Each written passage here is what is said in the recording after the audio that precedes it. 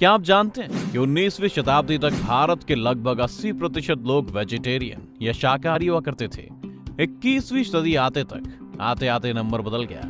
आज भारत में 28% लोग शाकाहारी हैं, जबकि 71% लोग नॉन वेजिटेरियन हैं। इससे बचा 1% तबका वीगन है, यानी वो लोग जो जानवरों के बनाए किसी भी प्रोडक्ट का इस्तेमाल नहीं करते, फिर वो दूध और शहद ही क्यों ना हो। पर 200 साल में इस आंकड़े के बदलने के पीछे क्या कारण हो सकते हैं? क्या भारत में आते पश्चिमी सभ्यता के प्रभाव के कारण लोगों की डाइट तेजी से बदली, या फिर इसके पीछे कोई और साइंटिफिक कारण है?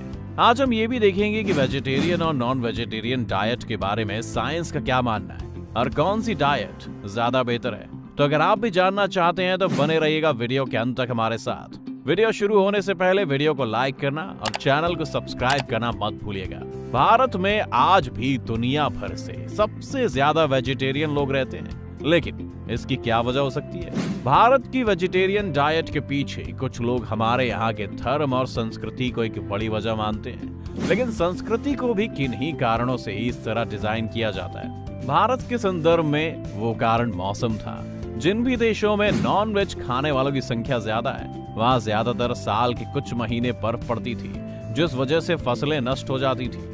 उसके अलावा मिडिल ईस्ट जैसे भी कुछ इलाके हैं जहाँ की बंजर रेगिस्तानी जमीनों में फलों और सब्जियों का उगना मुश्किल है, जिस वजह से मजबूरन उन्हें अपना पेट पालने के लिए शिकार का सहारा लेना पड़ा। और इस वजह से भी वहाँ की संस्कृति में मीट खाने का प्रचलन रहा। इससे उलट अगर अब भारत को देखें तो भारत में हमेशा से ही खेती का बोलबाला रहा है। हम आज भी कहते हैं कि भारत एक कृषि प्रधान देश है। साथ ही पहाड़ों को छोड़कर भारत में ज्यादातर बर्फबारी नहीं होती, जिस वजह से यहाँ 12 महीने खेती की जा सकती है, जिस वजह से यहाँ पर नॉन वेजिटेरियन फूड मजबूरी नहीं बल्कि एक विकल्प है। अब आते हैं कि कौन सी डाइट बेहतर है। ज्यादातर लोग जो नॉन वेज खाते हैं उनका मुख्य कारण इससे मिलता प्रोटीन होता है। स्टडीज के मुताबिक हर इंसान को 0.8 ग्राम प्रोटीन प्रति किलो के हिसाब से उसके वजन के अनुसार मिलना चाहिए। सीधे शब्दों में कहा जाए तो अगर आपका वजन 60 किलो है तो आपको 80 ग्राम प्रोटीन की जरूरत है। जिम जाने वाले लोगों के लिए अपनी मसल्स की ग्रोथ के लिए 0.8 नहीं 1.5 ग्राम प्रोटीन प्रति किलो बॉडी वेट के हिसाब से चाहिए होता है, और नॉन वेज खाना आपकी जरूरत को पूरा करता है। साथ ही जानवरों के मीट में आपको प्रोटीन में मिलने वाले 9 के 9 अमीनो एसिड मिल जाते हैं, जो शरीर के लिए काफी अच्छे हैं। इसके अलावा फिश खाने वाले लोगों को डायरेक्टली ओमेगा और डीएचए जैसे अच्छे फैट्स मिल जाते हैं। डीएचए को सिर्फ फिश ही अपनी बॉडी में बना सकती है, जिस वजह से सिर्फ वेजिटेरियन डाइट लेने वाले लोगों में इसका अभाव रहता है। नॉन वेजिटेरियन खाने में आपको vitamin D, vitamin B12, niacin और सेलेनियम जैसे न्यूट्रिएंट्स मिलते हैं, और इनकी पूर्ति भी केवल एक शाकाहारी या वीगन डाइट से कर पाना थोड़ा मुश्किल है। लेकिन अलग अलग साइंटिस्ट के विचार इस पर बटे हुए हैं।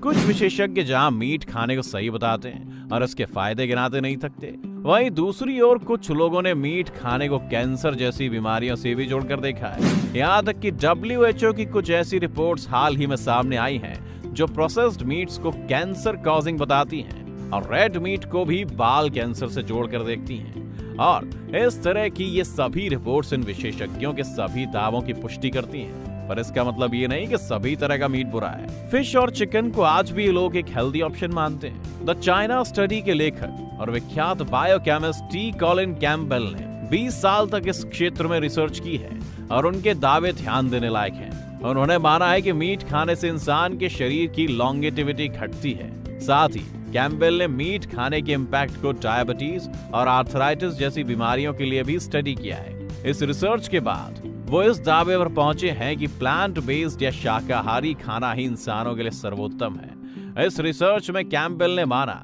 कि एनिमल बेस्ड प्रोटीन से हमेशा ही शरीर में ट्यूमर बनने का खतरा रहता है। कैम्पबेल की रिसर्च का समर्थन कई और विशेषज्ञों ने भी किया है। इसके अलावा हम इस बात को भी नहीं नकार सकते कि स्लॉटर हाउस में रखे जानवरों की वजह से बहुत सी हानिकारक गैसेस हमारे पर्यावरण का हिस्सा बनती हैं, और ये बात शायद आपको हैरान कर दे कि क्लाइमेट चेंज के लिए इन्हीं स्लॉटर हाउसेस से निकलने वाली मीथेन गैस 25% तक जिम्मेदार है। मीथेन गैस वैसे भी कार्बन डाइऑक्साइड से 25 गुना ज्यादा नुकसान करती है। इसका एक मतलब ये भी हुआ कि अगर हमें पर्यावरण को बचाना है तो इन स्लॉटर हाउसेस को बंद होना आवश्यक है। इसके अलावा एक और चौंकाने वाला तथ्य ये भी है कि दुनिया की 80% उपजाऊ जमीन इस वक्त जानवरों के चरने के लिए उगाए जाने वाले प्लांट्स को उगाने में खर्च हो रही है। इस पूरी जमीन से दुनिया में कंज्यूम की जाने वाली केवल 18% कैलोरी बनती है, जो कि साफ दर्शाती है कि मीट खाने से किस तरह हम पर्यावरण के साथ साथ अपने संसाधनों को भी बर्बाद कर रहे हैं। अब आयुर्वेद पर आए तो आयुर्वेद यूं तो मीट खाने से किसी को नहीं रोकता, लेकिन उसके खतरे जरूर बताता है। आयुर्वेद के हिसाब से खाने को सिर्फ शरीर ही नहीं बल्कि आत्मा की तृप्ति का काम भी करना चाहिए। आयुर्वेद में 3 तरह की मुख्य डाइट बताई गई हैं, सात्विक, राजसिक और तामसिक, जिसमें से तामसिक डाइट में मीट आता है। तामसिक डाइट आयुर्वेद के मुताबिक अवॉइड ही करना चाहिए क्योंकि वो आपकी बुद्धि को भ्रमित करती है। आयुर्वेद कहता है कि तामसिक डाइट आपको ज्यादा गुस्सैल और ज्यादा आलसी बनाती है। इस तरह की डाइट ही आपको मानसिक रोगों का मरीज भी बना सकती है। हमारे बाकी ग्रंथ भी यही कहते हैं कि क्योंकि इंसान अब तक का सबसे समझदार जीव है, इसीलिए उन्हें सिर्फ वो खाना खाना चाहिए जिसमें सबसे कम हिंसा हुई हो, जैसे कि फल और सब्जियां।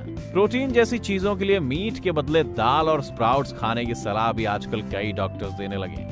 एक और चीज जो कहती है कि हमें मीट नहीं खाना चाहिए वो है हमारा खुद का शरीर। हमारे दांत मांसाहारी जानवरों से ज्यादा शाकाहारी जानवरों से मेल खाते हैं। इसके अलावा हमारे शरीर की लॉन्ग इंटेस्टाइन काफी लंबी है, जबकि मीट खाने वाले जानवरों में ये काफी छोटी होती है। इसका एक साधारण सा कारण ये है कि मीट जितनी देर तक शरीर में रहेगा, वक्त गुजरने के साथ वो उतना ज्यादा सड़ेगा और खराब होने लगेगा, जो आपको बीमार कर सकता है। इसलिए मांसाहारी जानवर जल्दी से मीट को पचा लेते हैं ताकि ऐसा कुछ ना हो।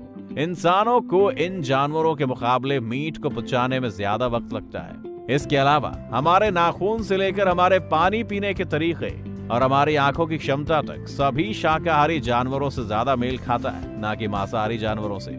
वेजिटेरियन डाइट को अच्छी हार्ट हेल्थ, लो कैंसर रिस्क और कई और बीमारियों से बचने के लिए कई बेहतर माना गया है। साथ ही वेजिटेरियन खाना खाने से आपका शरीर ज्यादा फुर्तीला रहता है, आपके अंदर हमेशा काम करने की एनर्जी रहती है और सब्जियों से मिलने वाले विटामिन्स और मिनरल्स आपके इम्यून सिस्टम को भी सही रखते हैं। इस डाइट को अच्छी स्किन और लंबी आयु से भी जोड़कर एक्सपर्ट्स देखते हैं। इसीलिए आपने देखा होगा कि दुनिया भर में स्पोर्ट्स की दुनिया से जुड़े काफी लोग आज एक पूरी तरह वीगन या वेजिटेरियन डाइट फॉलो करने लगे हैं। भारतीय क्रिकेट खिलाड़ी विराट कोहली, फुटबॉल टीम के कप्तान सुनील छेत्री भी अब मीट खाना छोड़ चुके हैं। आपका क्या मानना है? कौन सी डाइट ज्यादा बेहतर है? अपनी राय हमें कमेंट सेक्शन में बताएं। साथ ही वीडियो पसंद आने पर वीडियो को लाइक करना और चैनल को सब्सक्राइब करना ना भूलें।